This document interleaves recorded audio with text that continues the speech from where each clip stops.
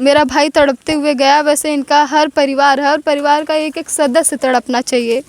कभी हम नहीं, अगर ऐसा नहीं हुआ तो हम लोगों को इंसाफ ही नहीं मिलेगा। भाई मेरा ब्रश कर रहा था इधर, वो हम लोगों से बातचीत करके वो उधर ही जा रहा था, उधर साइड, उधर से लालता प्रसाद घेर के मेरे भाई को इधर तक लाए, इधर बांस से मेरे भाई को मारे।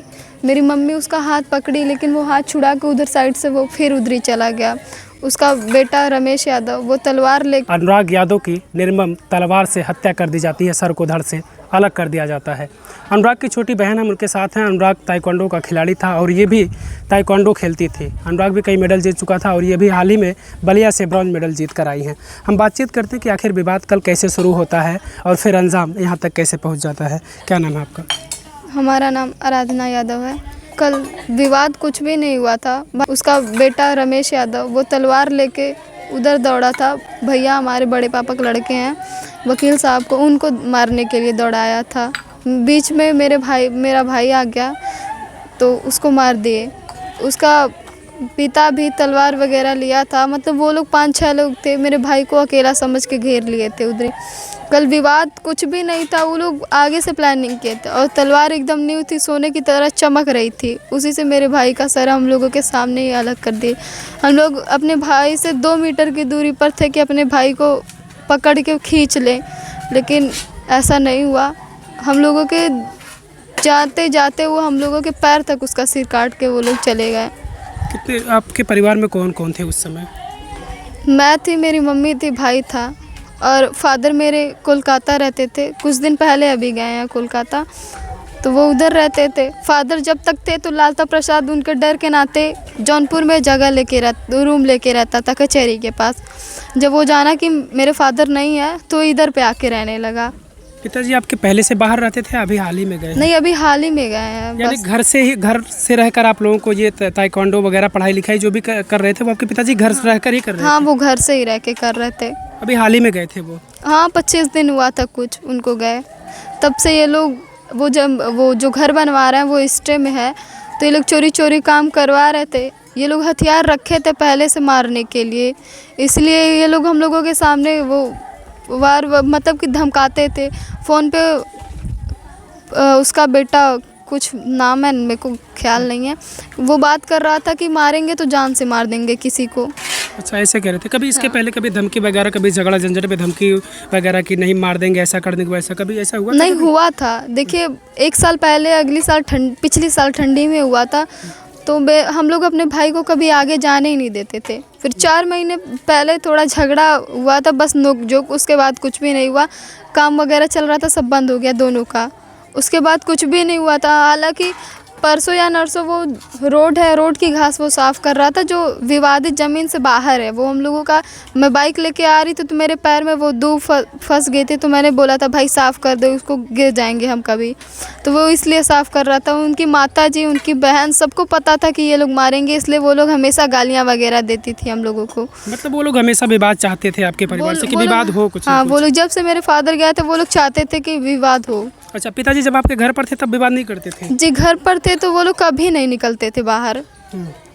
भाई मेरा अकेला है, मेरे फादर भी अकेले, तो हम लोगों के पास ज़मीन थोड़ा ज़्यादा है, तो ज़मीन ज़्यादा है और अकेला भाई है। फादर भी नहीं थे, इसलिए वो लोग ऐसा कांड। लोग बता रहे थे कि आप लोगों ने कुछ ज़मीनें भी उन्हें दे दी थी कि आप लोग ले लो, लेकिन ये सारी चीज़ें मत हाँ, हम लोग पीछे वाली ज़मीन भी उनको दे दिए। तो वो जो करकट रखा है उसके पीछे हम लोग ज़मीन उनको दे दिए थे कि आप लोग विवाद मत कीजिए, विवाद से परे रहिए। बताइए, आप कोई लारी से कमा के आया, तो हमारे पास उतना पैसा नहीं है कि हम आपसे लड़ सकें।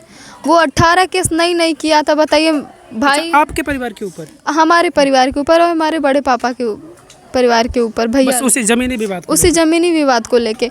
ये मेरा जो ये घर दिख रहा है, इस पे भी विवाद था। मेरा वो जो घर है उस पे भी केस था, फिर पोखरे पे केस था, वो बगीचा पर केस था। देखिए बात ये, आप किसी गांव में से किसी से भी पूछ लीजिए ये सब किसका है, तो वो सब बताएंगे कि हमारा है। लोग बता रहे हैं कि आप लोगों ने उनको कुछ ज़मीनें भी दे दी। हम लोग उनको ज़मीन दे दिए, फिर भी उनको विवाद करना था। भाई वो लोग चाहते थे कि मार दें, और हम लोग प्रशासन, मतलब कई बार हम लोग थाने पर भी गए हैं, तो क्या वो एसओ साहब कहते थे कि ये अहिर बिरादरी है, बिना खून के मानेगी नहीं। वो लोग सुने ही नहीं। और जब मेरा भाई मर गया और ये लोग आके इधर कह रहे थे हमको लिखित दीजिए, जिसका लाल खोएगा वो लिखित कभी देगा? हम लोगों का दर्द आप लोग सुन सकते हैं, आप लोग फील नहीं कर सकते कभी। हम लोगों के ऊपर जो बीत रही है वो हम लोग बस जानते हैं, आप लोग कभी नहीं समझ पाएंगे वो उस चीज़ को। और मेरी माँ इतना तड़प रही है, हम लोग चाहते हैं उनकी भी माँ ऐसे तड़पे बैठ के, और उनका भी घर गिरना चाहिए। क्या इंसाफ मांग रहे हैं आप लोग प्रशासन से या फिर मुख्यमंत्री जी से? योगी जी तो कहते हैं कि ऐसे अपराधियों पर बुलडोज़र की कार्रवाई होती है, एनकाउंटर होता है। जी कहाँ है उनका बुलडोज़र? हमें तो किधर भी नहीं देखा। लगभग 1 घंटा बाद प्रशासन हमारे यहाँ आई और हम लोग 1 घंटे बाद आई? 1 घंटे बाद आई। मेरा भाई उधर ही गिरा पड़ा था, हम लोग रो रहे थे, चिल्ला रहे थे, कोई नहीं आया हम लोगों की गुहार सुनने।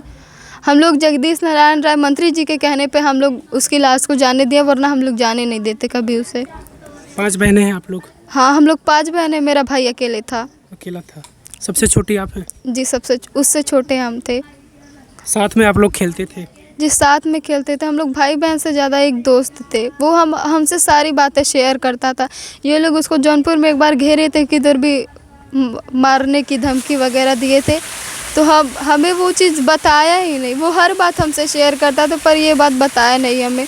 और हम लोगों को थोड़ा भी अनुभव नहीं था कि वो तलवार निकाला तो मेरे भाई का ही गला रेतेगा। हम लोग कभी इस चीज़ को नहीं सोचे थे कि अगर वो निकाला भी है तो डराएगा बस।